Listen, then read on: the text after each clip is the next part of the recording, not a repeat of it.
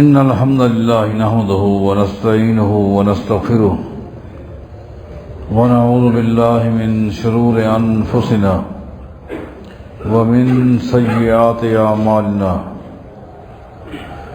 من يهده الله فلا مضل له ومن يضلل فلا هادي له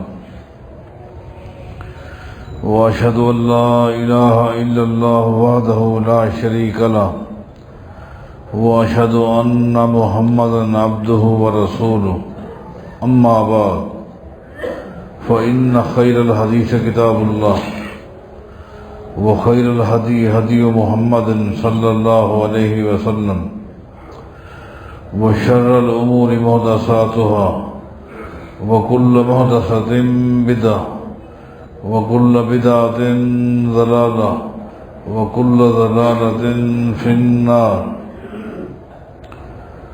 أعوذ بالله من الشيطان الرجيم. بسم الله الرحمن الرحيم. وقرن في بيوتكن ولا تبرجن تبرج الجاهلية الأولى وأقمنا الصلاة وآتينا الزكاة وأطعنا الله ورسوله إنما يريد الله ليذهب عنكم الرجس أهل البيت وَيُطَهِّرَكُمْ تَطْهِيرًا.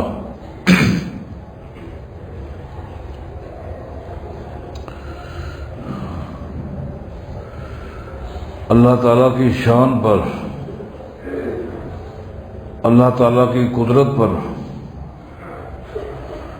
اور اللہ تعالیٰ کے فیصلوں پر،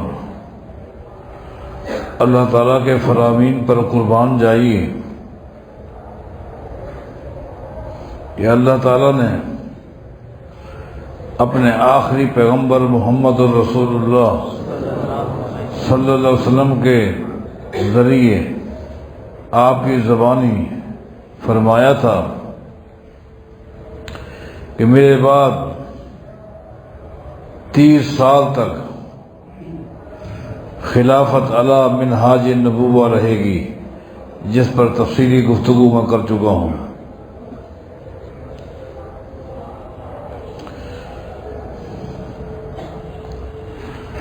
جس وقت سیدنا علی بن ابی طالب رضی اللہ عنہ شہید ہوتے ہیں، ابھی ان 30 سالوں میں کچھ مہینے باقی تھے۔ جو ہی سیدنا حسن بن علی بن ابی طالب رضی اللہ عنہما خلیفہ بنے اور چند مہینوں کے بعد جب وہ 30 سال کی مدت پوری ہو گئی،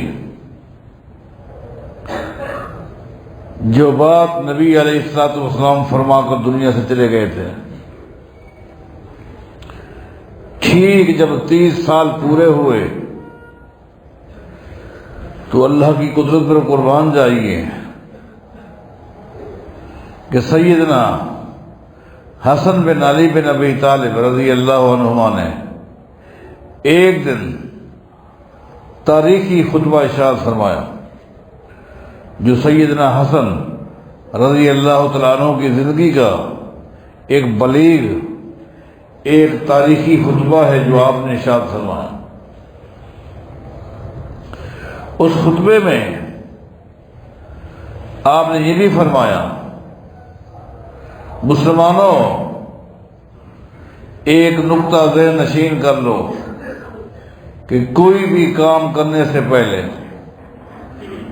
زبان کو ہلانے سے پہلے یہ بات ضرور دیکھ لیا کرو کہ جو کام میں کرنے لگا ہوں یا جو بات بھی میں کہنے لگا ہوں، نتائج کے لحاظ سے یہ کیسی ہے۔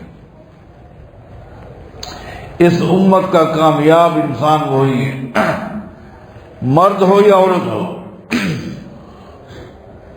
وہی شخص کامیاب ہے جو نتائج پر نگاہ رکھتا ہو کہ میں جو کہنے لگا ہوں اس کا نتیجہ کیا ہے، اچھا ہے یا برا ہے، شرمندگی تو نہیں ہوگی، میرے اس عمل میں، میرے اس جملے میں امت کو عزت ملے گی، وقار ملے گا، یہ نقصان ہوگا۔ گھر کا سربراہ بھی، مرد بھی، عورت بھی، باپ بھی، ماں بھی یہی انداز اختیار کرے، یہ کامیابی ہے۔ یہ بات اہل بیت کی عظمت بیان نہیں ہو رہی، اس میں منہجی باتیں بھی لگاتار آ رہی ہیں۔ اہل بیت کے حوالے سے ان کے ذریعے امت کی اصلاح کے لیے جو باتیں ہیں وہ بھی سارے آ رہی ہیں۔ اس خطبے میں یہ بھی فرمایا، لوگوں ان الذی تکرہون من الجماعت افضل مما تکرہون من الفرقۃ۔ میں جانتا ہوں اس وقت امت میں ایک بہت بڑی تعداد ایسی بھی شامل ہے جو امت کو منتشر دیکھنا چاہتی ہے، متحد نہیں دیکھنا چاہتی، امت کے گروہ فرقے دیکھنا چاہتی ہے، امن نہیں چاہتی، لڑائیاں چاہتی، جھگڑے چاہتی۔ امت کی ایک بہت بڑی تعداد آج ان کی صورتحال یہ ہے کہ وہ وحدت کو پسند نہیں کرتے، لیکن سن لیجیے نتائج کے لحاظ سے جو برکت وحدت میں رکھی ہے وہ تفرق میں نہیں رکھی، فرقے بندی میں نہیں رکھی، گروہ بندی میں نہیں رکھی۔ لہذا میں معاویہ کے حق میں دستبردار ہو کر امت کو وحدت میں دیکھنا چاہتا ہوں،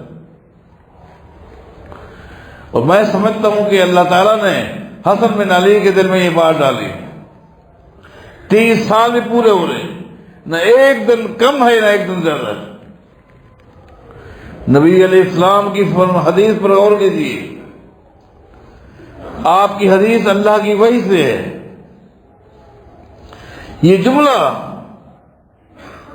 سیدنا حسن پہلے دن بھی تو کہہ سکتے تھے، جس طرح بعض منفی ذہن کے لوگوں نے کہا اتنے مہینے کے بعد آج حسن کو یہ بات کیسے یاد آئی؟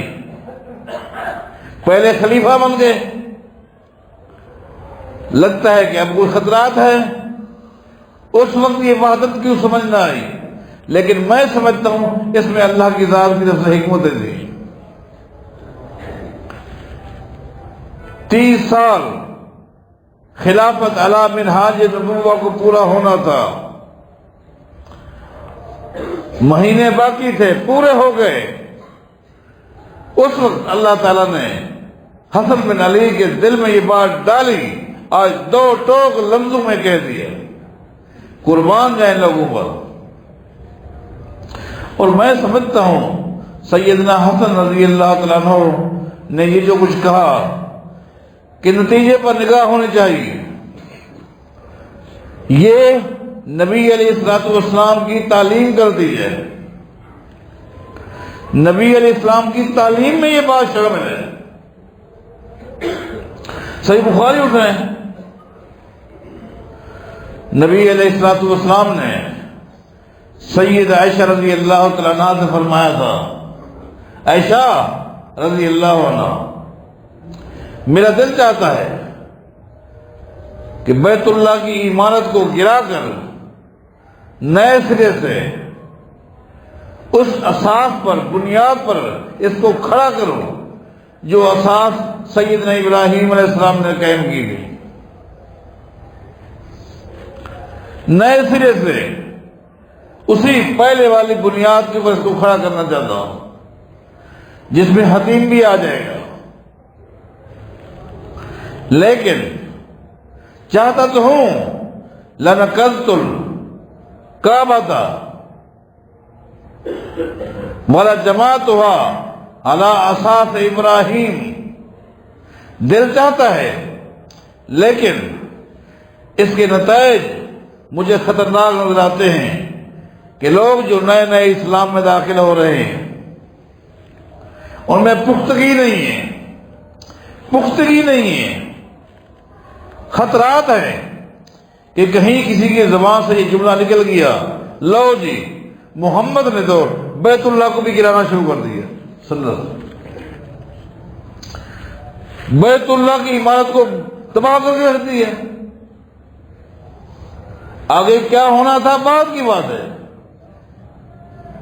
یہ اگر جملہ کسی نے کہہ دیا تو مشکل ہو جائے گا۔ یہ ہے نتائج پر نگاہ رکھنا۔ مسلمانوں، گھروں کو چلانے کے لیے ضروری ہے فیصلے کرنے سے پہلے نتائج پر نگاہ رکھا کرو، نتائج پر نگاہ رکھا کرو۔ کچھ چیزیں ہیں جو اللہ پر چھوڑ دی جاتی ہیں، لیکن کچھ چیزیں ہیں بندہ خود بھی سمجھ پاتا ہے۔ کاروبار کے حوالے سے کوئی فیصلہ کرو، اولاد کے رشتے ناتوں کے حوالے سے کوئی فیصلہ کرو، جذباتی نہ ہوا کرو، دور اندیشی سے کام لیا کرو، نتائج پر نگاہ رکھا کرو۔ اس لیے فرمایا کہ بیت اللہ کو نہیں گرا دو، مجھے کچھ خطرات محسوس ہو رہے ہیں۔ صحیح بخاری کی حدیث ہے، غزوہ بنی مستلق سے جس وقت نبی علیہ السلام واپس آ رہے تھے، یہ وہ غزوہ ہے جس میں مسلمانوں کی صفوں میں بہت بڑی تعداد میں منافقین بھی تھے۔ جب واپس آ رہے تھے تو رئیس المنافقین، منافقین کا جو رئیس تھا عبداللہ بن ابی، اس نے نبی علیہ السلام کی ذات کے بارے، صحابہ کے بارے غلیظ جملہ استعمال کیا، اور ساتھ یہ بھی کہنے لگا، واللہ لئن رجعنا الی المدینۃ لیخرجن الأعز منها الأذل۔ بس مدینے پہنچنے کی دیر ہے، عزت دار لوگ اپنے علاقے میں رہتے ہیں، اپنے خاندان میں رہتے ہیں، دین کا کام کرنا تھا تو وہی مکہ میں رہتے ہیں۔ اب ہم بھی ان کو مدینہ سے نکال کے چھوڑیں گے۔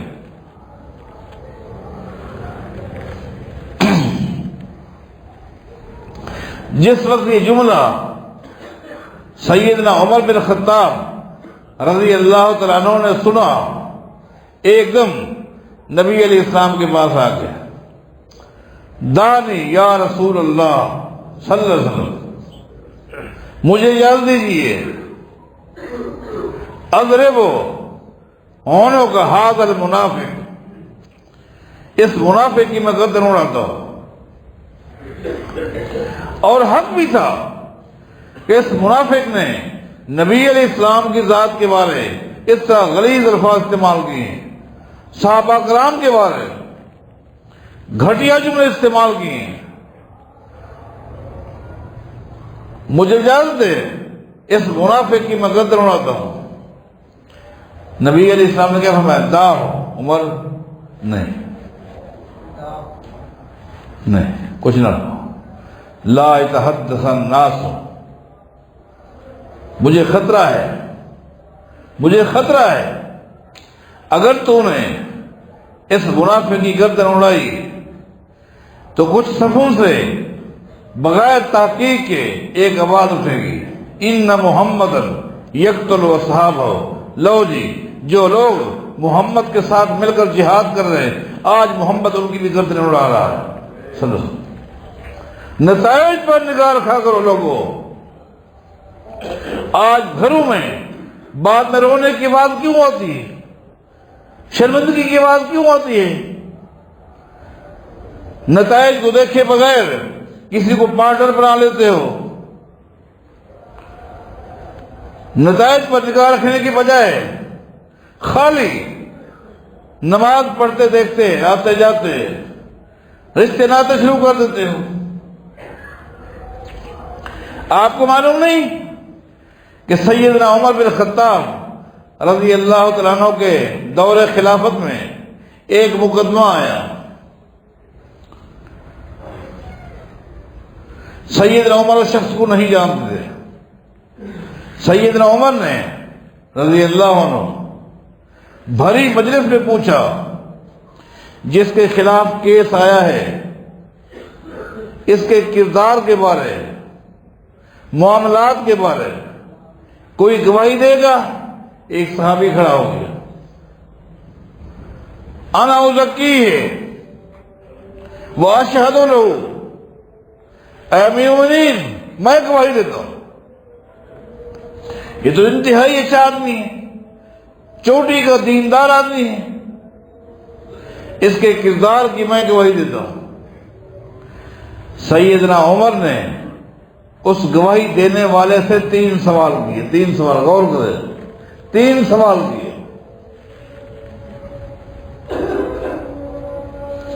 سیدنا عمر نے پوچھا انت جارہ، تو اس کی جو گواہی دے رہا ہے اس کے کردار کی، یہ بتا تو اس کا ہمسایہ ہے، اس کے پڑوس میں رہتا ہے؟ قال اللہ، اس نے کہا نہیں میں اس کا پڑوسی تو نہیں ہوں. کیوں سوال کیا؟ اس لیے کہ پڑوسی سے آدمی اپنی حقیقت نہیں چھپا سکتا. چند گھنٹوں کے لیے آپ اور میں کہیں بھی جا کر تصنع کی شکل اختیار کر سکتے ہیں، لیکن جب اپنے محلے میں آئیں گے ہماری وہ حقیقت واپس آ جائے گی. ہماری سوچ کیا ہے، مزاج کیا ہے. ہمسائے سے بندہ نہیں چھپ سکتا. اس کے سامنے اس کے دن بھی، راتیں بھی، خوشی بھی ہے اور غمی بھی ہے.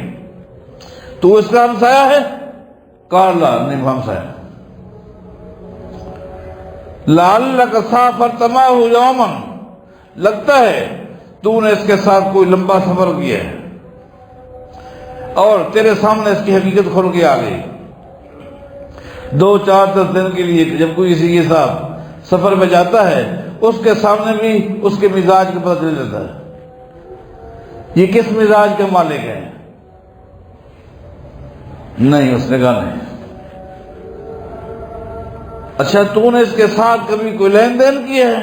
لین دین میں بھی بات بندے کی حقیقت سامنے آتی ہے. لین دین میں کوئی لین دین کیا ہے؟ اس نے کہا نہیں لین دین تو کبھی نہیں کیا.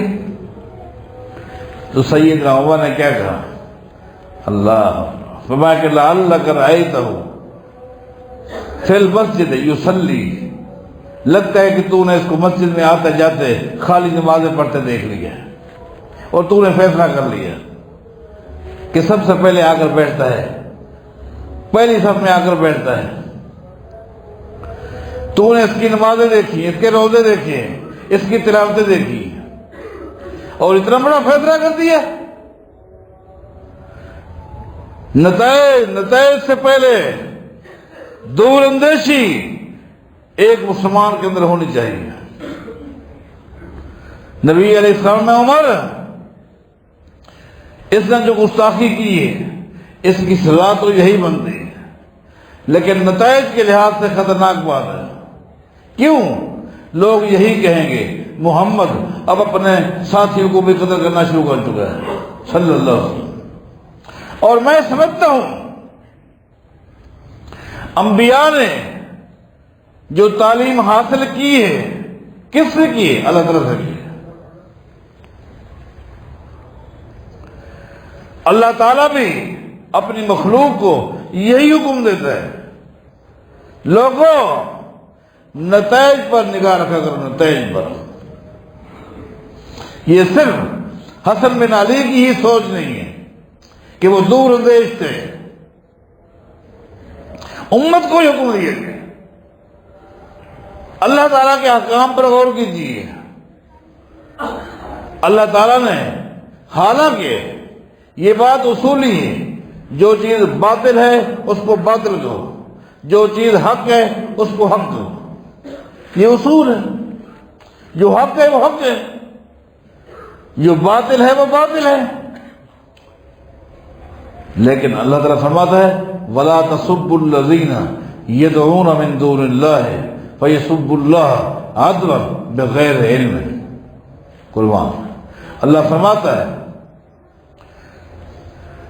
اے میرے پیغمبر صلی اللہ علیہ وسلم، آپ اعلان کر دیں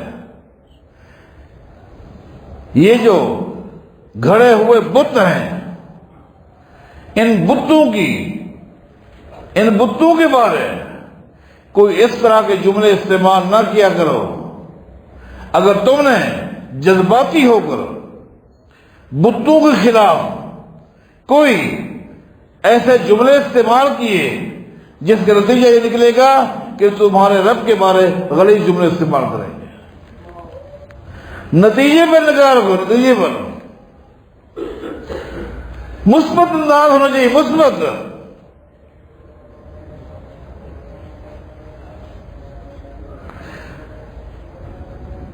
مثبت سوچ ہونی چاہیے، مثبت فیصلے ہونے چاہیے۔ اب آپ دیکھیں مشرکین جس وقت مسلمانوں کو نماز پڑھتے ہوئے دیکھتے اور نبی علیہ السلام سے قرآن کریم کی تلاوت سنتے تو کیا کرتے تھے؟ اذا سمعوا القرآن سبوه ومن انزله ومن جاء به۔ تو قرآن کریم نبی علیہ السلام کی زبانی سن کر مشرکین قرآن کریم کے بارے، قرآن کریم کو نازل کرنے والی ذات کے بارے، قرآن کریم کو لے کر آنے والی ذات کے بارے غلیظ جملے استعمال کرنے لگ گئے۔ اللہ تعالیٰ نے فوراً اپنے پیغمبر کو حکم دیا وَلَا تَجْهَرْ بِصَلَاتِكَ وَلَا تُخَافِتْ بِهَا وَلَا